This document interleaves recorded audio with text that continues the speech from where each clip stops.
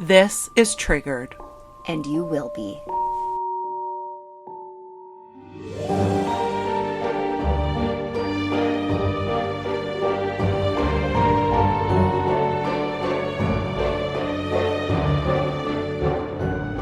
Hello. Today is a different day for us.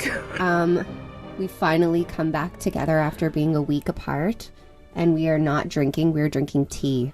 Which should tell y'all it's not good. Does anyone else have this? Because it's you bad. Must. Yeah, There other must people have be. to be out there dying. I know there is. It's bad. This is next level. I used to be a sickly person. I'm not super sickly anymore. But this is wiping us out. Yeah, and honestly, like, when I get sick, I'm pretty, like, I can power through. This is not one of those things. I think I dislocated my jaw coughing. I can't put my teeth together anymore. I'm black and blue. My back. You are black and blue. My back and my chest are bruised from coughing. It's insane. So if anyone else has the plague as well, like, let us know, because this is crazy town. Yeah, because, like, at least then we might We're feel not like alone. we're in it together. Also, we've learned something very valuable from this experience. And, you know, like, it's so interesting. All of you who are listening right now, you guys are with us on this journey from the start. Yeah. This is a learn as you go thing. And I'll tell you something. Never will I ever take for granted the days where we are fucking good. I know. Like, on days where we're together and we're healthy, we're going to record like 107 episodes. Literally. Just in case. And guys, so the episode where I had my husband, I was on my own, and Chantel is the tech. So I was you did like, great. I've never been so overwhelmed with buttons and technology. And I was like, I've got to set the mic up. I've got to do all this stuff. And then I've got my husband literally going like this the whole time, breathing into the mic. So the editing that had to be done, I was like, this is not usable. But we put it out anyways. I'm sorry if it's a little wonky. I thought it was great. Thank I really you. enjoyed it. I did my best. So all that being said, We're here. we're here. We're going to tell a story. I know this story quite well. I knew it before I looked into it. Do I know this story? I don't know if you do.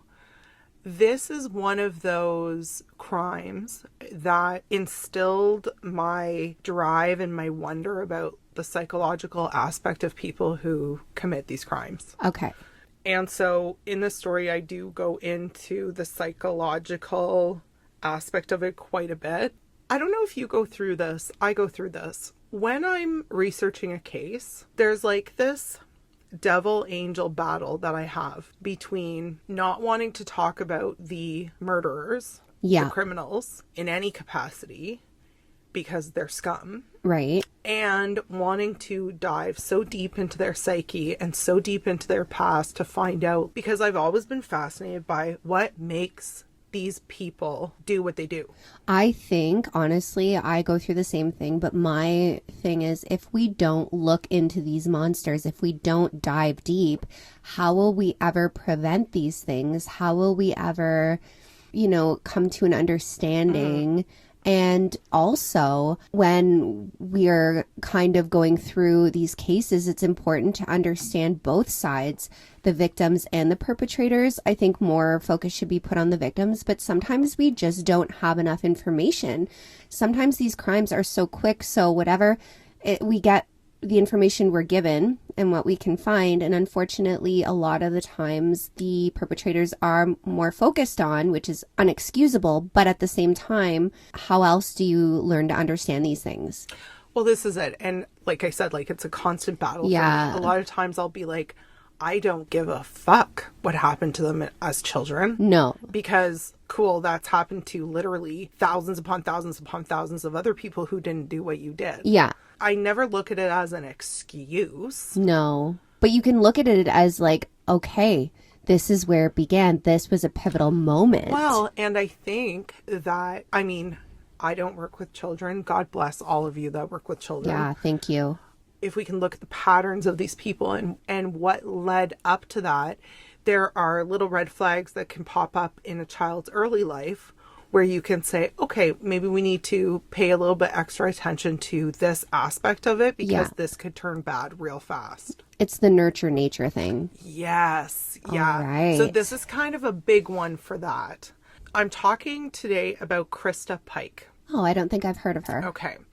Christa was born in 1976. Her mom is Carissa, and her dad doesn't really matter because he wasn't around very often. Okay.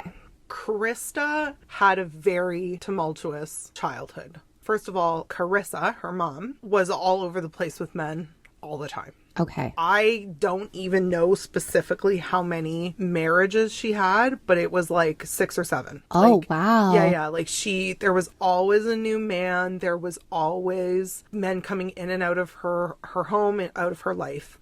Christa, actually, from the time she was born, Christa was born premature because mom drank throughout her entire pregnancy. So there was a very unstable start. And if we look at fetal alcohol syndrome and we look at the connection between fetal alcohol syndrome and later in life having issues with your mental health, there's a huge correlation between the two. Absolutely. So from day one, Christa already had challenges that she had to overcome. So that was that. And I'm not going to get into all of the nitty gritty details of what happened to Christa, but just know that there was physical abuse, there was sexual abuse, there was neglect.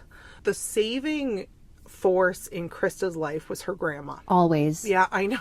God bless them. God bless grandmas. Grandma essentially had come through, and Christa's aunt as well. So Carissa's sister was also a huge force in their life that brought them to stability. But it wasn't all the time. It was like intermittent. So what would happen is, so Christa had an older sister, and what would happen is their aunt would show up at the house, and Christa was a baby, and she'd be playing with dog shit in the house because mom just didn't clean, didn't care for anything. Yeah, fucking gross. Yeah, just left the house. There were flies and maggots and just rotting shit everywhere. Reports say that the aunt would come over and basically pick the girls up, take them back to her place. She'd clean them up. She'd give them baths. She'd put new clothes on them, cook them homemade meals, put them in a nice warm bed for the night. And then at least she knew, okay, for 24 hours, they had stability. I don't know if I could give them back. I know. It's kind of sounds like that's what ended up happening with grandma, is eventually she was like, well, you don't want your kids, because Carissa did not want her kids. Did she have more than one? She had Christa and Christa's sister. Okay. Yeah. She didn't want them. So she would be out partying, doing her thing, being wild. There was one situation where Christa was with a babysitter and mom was out at the bar drinking and partying, and Christa had a seizure of some kind. Yeah, like a febrile seizure or whatever. Yeah. They had called the ambulance. The babysitter had gotten a hold of Carissa at the bar and said, hey, you need to get home. Christa's on her way to the hospital. She had a seizure. I don't know what's going on. Apparently, Carissa was like, okay, so it's being dealt with. Oh my God. Yeah. And stayed. She didn't leave the bar. She stayed drinking. Junk. She's junk. When Christa was 5 or 6 years old, she is in kindergarten. She's in class. Cute. They're like, okay, we want everyone to draw something that you do at home. Oh, no. And they're like, all right. So they've got their little crayons out, and the teacher's going around the class. When she sees what Christa has drawn, she takes Christa's hand, takes the drawing, brings them to the principal's office. What is it? The picture, there is, it looks like an adult and a child just together. Together? No. Okay. No, but she drew an anatomically correct hard penis on the male figure. Oh my God. And she's 4 or 5? She's 5 or 6 at this point. Oh my God. Yeah. And get this. So they call Carissa, mom, and they're like, hey, we need you to come down here. We need to talk to you about something. So Carissa comes in, and the school said initially they explained the whole thing to her, show her the picture, and she was like, oh my God, I'm so sorry. I'll discipline her. Yeah. And they were like, that's not the problem. They were like, no, we think she's being sexually assaulted. You dumbass. Hello. So unfortunately, that had happened at grandma's house. and grandma was her safe space. But, and I feel like you'll appreciate this aspect of the story because you know my past. Grandma was like hardcore Christian. Was always bringing in these people to help them. So there was her house was like an open door. And there was this one guy. Oh no. Yep, that she had been helping. And rumor has it that it was probably him that was sexually assaulting Christa because baby. I know, because he also had a liking to her. Like he would always, you know, he was really about her. It's weird. From what I can find, he was never charged with anything. It sounds like basically the family was probably just like, get the fuck out of here and don't ever come back. Okay. So then, but again, so then she couldn't go to grandma's anymore? Well, she was still going to grandma's because Carissa didn't give a fuck. Yeah. Like Carissa was just like, oh shit, can we not get the school involved and shit? That would be great. Yeah. Asshole. Yeah. Now we've got, okay, so we're looking at Christa's early life and it's looking hella all over the place. Grandma was her saving grace, like I said. That's all fine and good, but as we know, our grandparents are significantly older than we are. When Christa was 12 or 13, Grandma got sick with cancer. Oh no. Yeah. And so she struggled and eventually ended up passing away. And then Christa was left with no one. She had to go back to mom, and mom's like seventh husband or whoever was coming through the door that day. Christa states that she experienced rape when she was 12. It sounds like it was random. It sounds like she was coming home from somewhere, and she said she just remembers like being in the ditch and this man like fondling her, which is awful. All terrible, terrible things. So if we're talking about the psychological aspect of this, now we're starting to see when you have that kind of trauma over and over and over again. Mom doesn't want you right from day one. You know, you've got this one woman who loves you dearly. Now she's sick. And now she's sick. But even in the safety of her home, you were being abused. You were abused. Yeah. You know, you start to develop this. She would probably have a sense of not being worth anything. Especially like dad wasn't around. Men were coming in and out, in and out, in and out. By the time mom's on her fucking 8th husband or whoever, you're thinking, is it us? Yeah. Is it me? That's right. Your self-worth is gone. What is it that these men don't want to stick around? And then you start to develop, as I'm telling you about Christa, I want us to remember, because Christa does fucking horrific things, okay? But I want us to remember that we can have compassion for Christa, the child. Okay. But not accept what she did later in life. Okay. Because I kind of feel for Christa a little bit. Because, you know, my mom didn't meet my dad till I was 11. So it was just mom and I and my brother. My mom never dated. So I didn't have that experience. Yeah. Yeah. And there is something to be said, I would say, for both male and female, but especially for little girls, when your dad abandons you. You're looking at other people and you're looking at other friends and you're going, okay, well, their dad has stayed. Their dad's there. I can relate to that. Like my dad was my dad's amazing, but my parents had me at like 19 and my dad was military and they were not in a relationship. So he was like traveling around the world, doing his career, remarried. Yeah. And I remember times where I always felt like they were the family and I was just this like exterior Saturday night whoops. Yeah, absolutely. I relate to that very hard. And I think when that happens, what you end up developing, and I have been through years and years and years of therapy to correct this, it becomes this inner drive within you to get approval from a man. Yeah, like I'm on my 3rd marriage. I mean, the circumstances, obviously, there was no abuse in my marriages. I married great guys, but I was so desperate to have that solid family, solid foundation. I was not looking at it through a clear view, if that makes sense. Absolutely. I wasn't looking at the right things. No.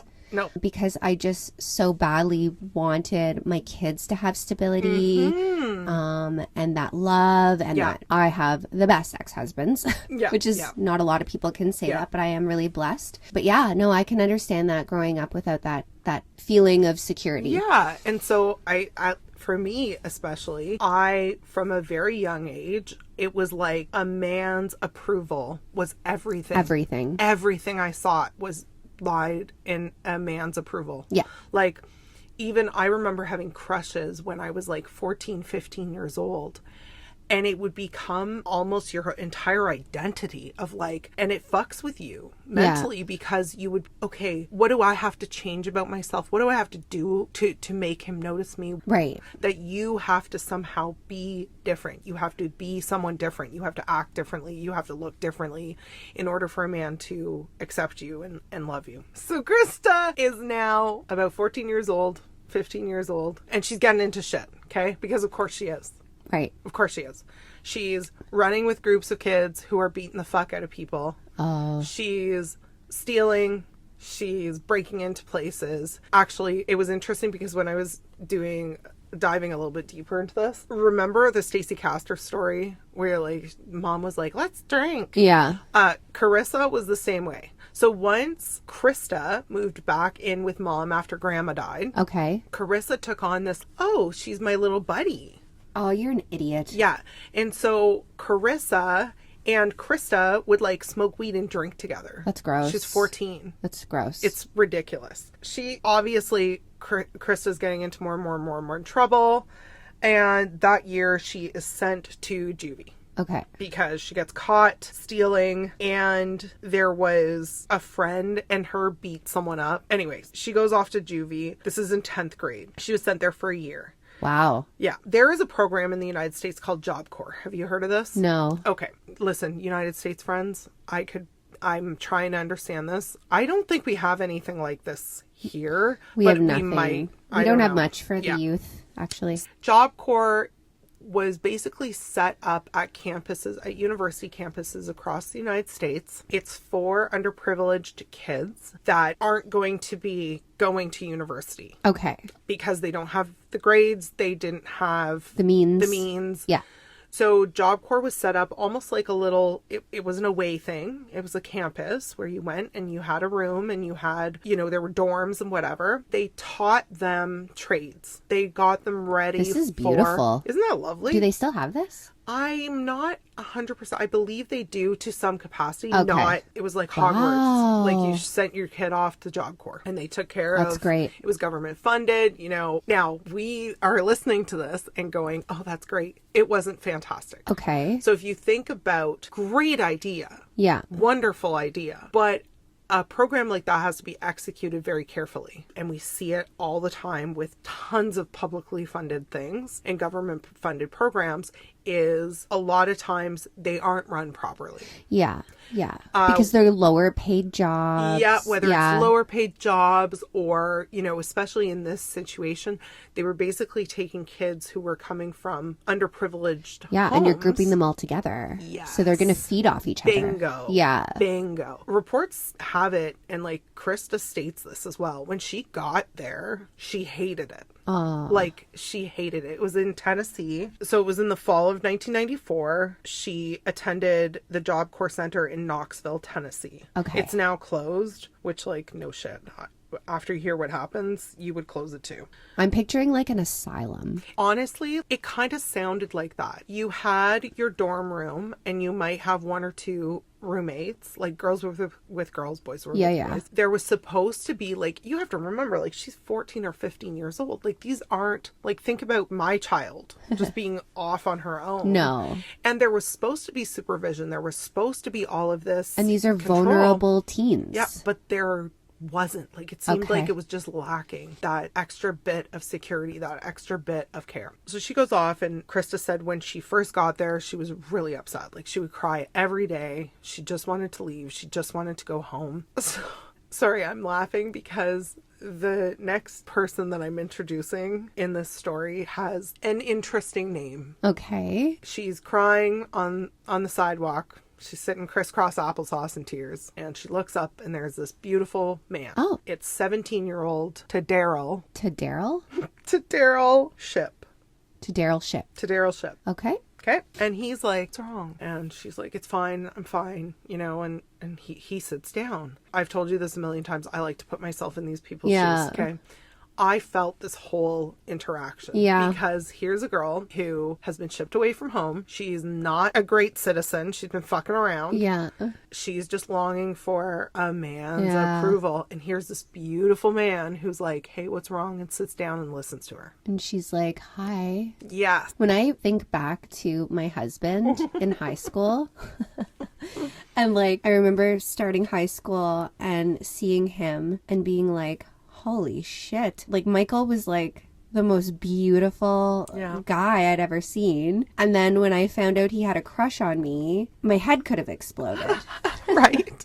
I know. Oh, God. So that was how she felt. Like, she's looking at Daryl and just being like, oh, my God, like, this guy's giving me the time of day. Yeah. He's sitting with me. Like, he's telling me it's going to be okay. And you know that he'll be my friend. And so he's also in the program? He's also in the program. He's a little bit older. So, again, I think she's 15 at this time. He's 17. Not bad. They did start a relationship. Okay. Like they liked each other. And with this new relationship, what is the one thing, once you get what you have, what is the one most terrifying thing about losing it? That's right. Right? You're That's like, right. I have to keep this. That's right. There was a classmate, a 19-year-old, Colleen Slemmer. Oh, and I bet you she's just a babe. For what, she was beautiful. Colleen's absolutely gorgeous. Blonde. You know, just like... It's always the blondes. It's so... I always share photos, but she is so the 80s poster child. Like, you're going to be like, yeah. She's got the hair. Yeah. She's still got the hair. Like, the hair is herring. Now, this is 94, but still, you know that I was still... We were still feeling the vibes. Those bangs. Did she have the bangs? Did Colleen? I think she might have. Okay. I think she might have. We'll have to look. Christa is jealous. Yeah. And Christa starts telling herself. Now, people say this was not the case. This was all in Christa's head, but who the fuck knows? Christa starts telling herself she wants Daryl. Oh, yeah. She is flirting with Daryl. She's an older girl, like she's 19. Yep. And she's starting to feel super threatened. She's like, why is Colleen, I saw you walking with Colleen. Yeah. And Daryl would be like, it's fine. Like, she was just... And that's just normal teenage insecurity. Yes. And so here's back to the beginning of the episode when we were talking about, what makes a person do the things they do. Okay. Here is, to me, that pivotal moment, because we went through that. I was jealous of girls who liked my crush. Of course. I didn't do what Christa did. It's January 12th, 1995. So Christa is still like, she's trying to take my man. I gotta teach her a lesson. Oh, no. Yeah. Christa claims she just wanted to scare her when she came up with this plan. The weapons she brought with her say otherwise. She brought weapons? Oh, yeah. Oh, okay. So Christa, Daryl, and their friend Shadola, who is 18 years old, also in the program, they plan to lure Colleen. So Daryl's in on this? Daryl is in on this. Like, what? Daryl's like, yeah, let's fucking... We'll show her so that show she her for being fuck, pretty. like the fuck, which I'm sure played into Krista's belief that this was actually happening. Yeah, because now Daryl like, is like, yeah, she's trying to steal me. Yeah, that's right. We should fuck around, right? Like, fuck off. They plan to lure her to this isolated abandoned steam plant near the University of Tennessee campus. And they were going to, quote unquote, scare her. The four of them signed out of their dormitory, so they had to sign in and out, and went to the woods, where Colleen was told, and this breaks my heart because they took her out there and they were like, Colleen, we haven't been super nice to you, and we just wanted to like give you a peace offering. Oh, fuck. We'd kind of like to, mean. be your friend, want to smoke a joint with us. And Colleen was like, yeah, that would be great. Because again, like, she's had nothing but shit from these people for so long. So she's thinking like, they're going to be nice to me. They're going to be nice to me. That's sad. Mm-hmm. Well, when they arrived at the secluded spot, Christa began attacking Colleen. Shadola was lookout. Christa and Daryl brutally attacked Colleen for 45 minutes. 45 minutes? They tortured her. Oh, for fuck's sake. So they would punch her, they would throw her around a bit. Both Daryl and Shadola said that throughout the process, like Colleen, because Colleen had come from Florida to Tennessee for this program, they said that she had started begging basically and saying like, I will go back to Florida today. I will not tell anybody. Let me leave. Just let me go. Yeah. I'm going to leave you guys alone. I'm going to go home. I'm not going to say anything. It's going to be fine. Yeah. By this point, Christa and Daryl had basically, they weren't stopping. No. They weren't stopping. They had a plan now. Yeah. Yeah. Yeah. So they tortured her. They stabbed her. They stabbed her? Yep. Because, so earlier I was telling you about the tools and the weapons. You don't bring a box cutter. A box cutter? Yeah, for shits and giggles. So what all did they bring? She brought a box cutter, and I believe she had like rocks and stuff. The fuck? Yeah. Mm-hmm. They torture her. They carved, and this happened when she was alive, they carved a pentagram into her chest. Like, I can't with these people. I know. And I'm always just like, oh, could you fucking not? Could you not? Poor thing. I know. After that, Christa took a piece of asphalt and beat Colleen to death.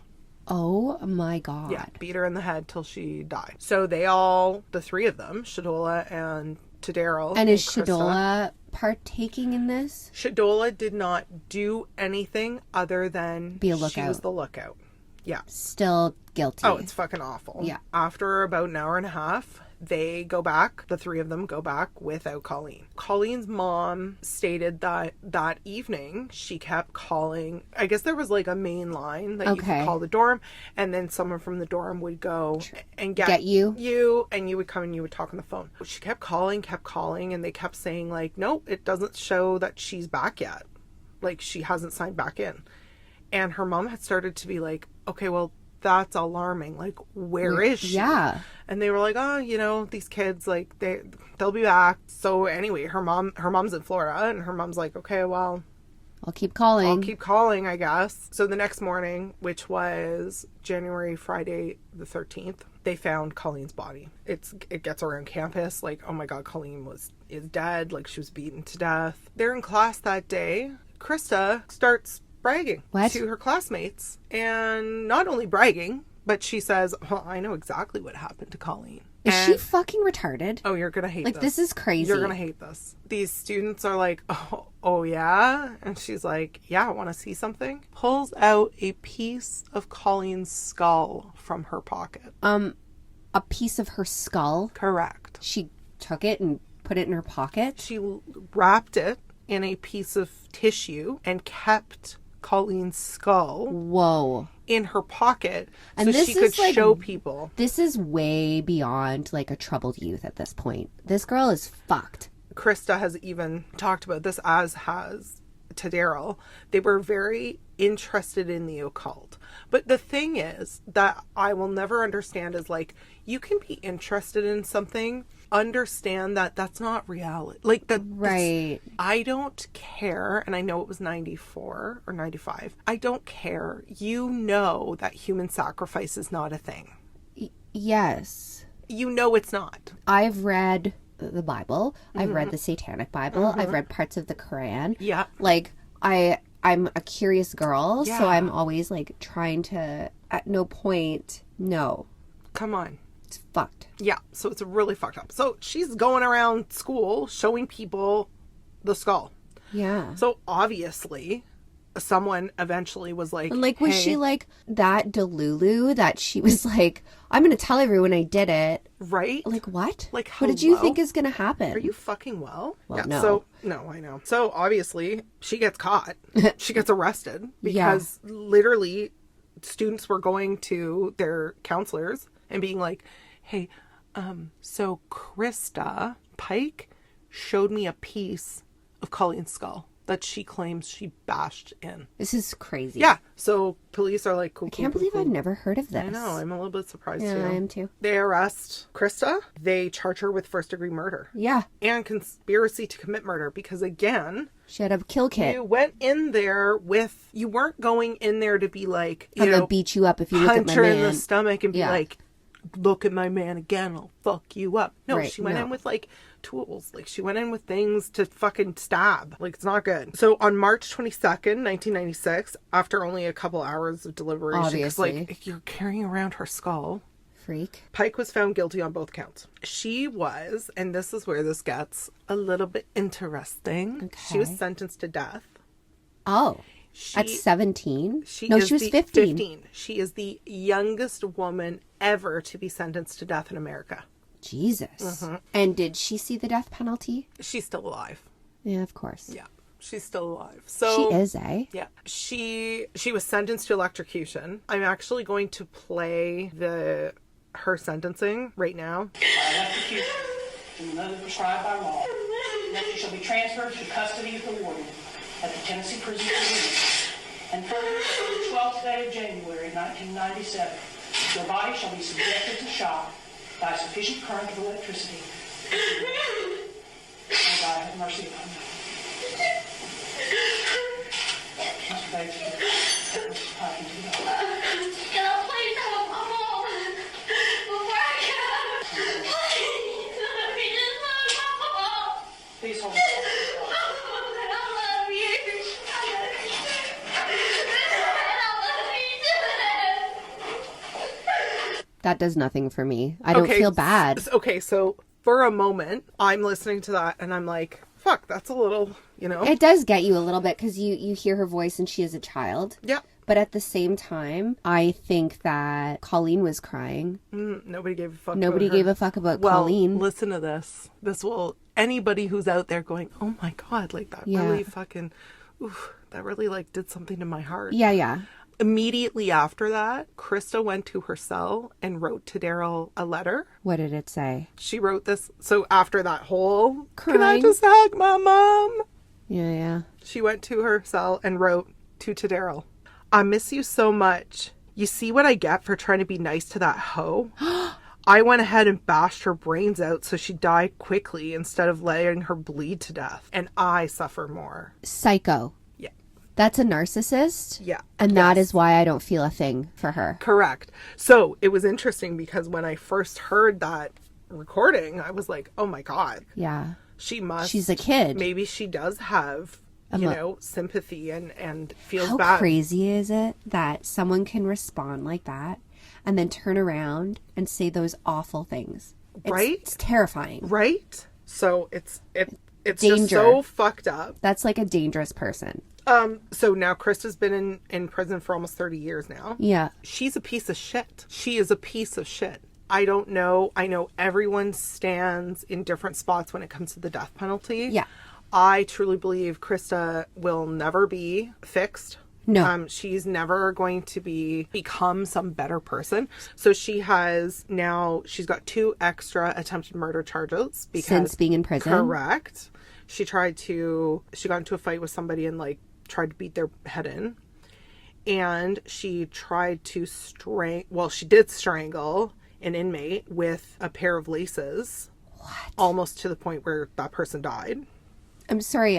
What happened to the other 2? Daryl got 25 years. Okay. But he with also probation. He could have probation. I don't know if he's out yet. I didn't actually look into Daryl that deeply. Shadola also got a slap on the wrist. Okay. She got barely anything. Now, during the trial, did Shadola testify against them? Yes. Okay. Yeah, I she figured did. there would have to have been a plea deal there. Yeah, absolutely. I mean, they had their own thing. And, Christa was willing to kill for Daryl. That didn't last very long, obviously, because she's in prison. She's 15. This is another interesting aspect that we'll just touch on briefly. What are your thoughts on these people that fall in love with these monsters? Inmates.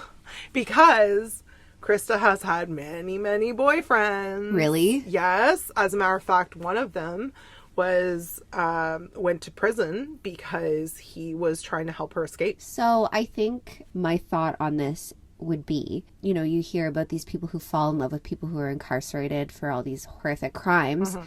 So my thought is that person obviously is broken as well. Mm-hmm. And they're looking either for some camaraderie, or they think this is the only person that will love me. Their self-worth is very low. But I don't know. I think if personally, say, hypothetically speaking, mm-hmm. my husband commits a heinous crime and goes to prison, that's it. Yeah. Yeah. Yes, I love you. No. And I think there's different levels too. Like, I'm sorry.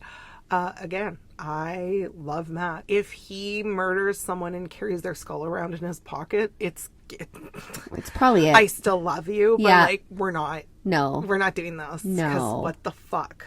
It's crazy. Yeah. So crazy. So she has not been a model prisoner by any means. Isn't there a show, Love Behind Bars? Or there's a reality show where people fall in love with inmates. I'm going to watch it while I'm sick. Yeah. Oh, that would be nice. Yeah. So that is it's really sad. Colleen's mom has spent her entire life essentially waiting for Christa to die. Well, and also she probably has so much guilt sending Colleen to this place, thinking she's, helping. Absolutely. Absolutely. So Colleen's mom has been very vocal where she said, like, I want her to die. Yeah. And I want to see her die before I have to die. Yeah. Like, I don't want, but of course, the laws have changed. There's been appeals. There's been this and that and whatever. Are we going to see Christa die? Probably not. No. Probably not. No. And the scary thing about this case is, like, she was 15 and there, appeals and all, you see these fucking monsters get released all the time. Yeah. That is what I hope never happens, but... Well, I don't feel... I say I don't feel like she's ever going to be released, but she was just in 2024. She's no longer in solitary. How long was she in solitary? From 1996. Holy shit. Yeah. That would fuck you up too. Yeah. Wow. I read that the cell she spent... So they spend 22 hours a day in their cell. It's the size of a parking spot. You know what? I've been sick for 5 days, I guess, let's say. I've been going crazy in my condo. I couldn't imagine being in a cell. No. It's crazy. It's nuts. So thank you for sharing. You're so welcome. That is the awful, story of Colleen. Her mom is still alive, and I feel so deeply for her because I too would, wake up and go to sleep thinking about that. Thinking about when justice will be. Yeah, exactly. Thank you to everybody for joining us while we're ill. Please share our podcast, like our podcast, leave us a review. It helps so much. It helps us get our stories out there, and it helps us bring more and more content to you. Yeah. All right, we love you. Love you. Bye. Thanks for joining us on Triggered, where we dive deep into the dark, the twisted, and the cosmic mysteries of the universe. Until next time, stay curious, stay cautious, always watch the stars and your back.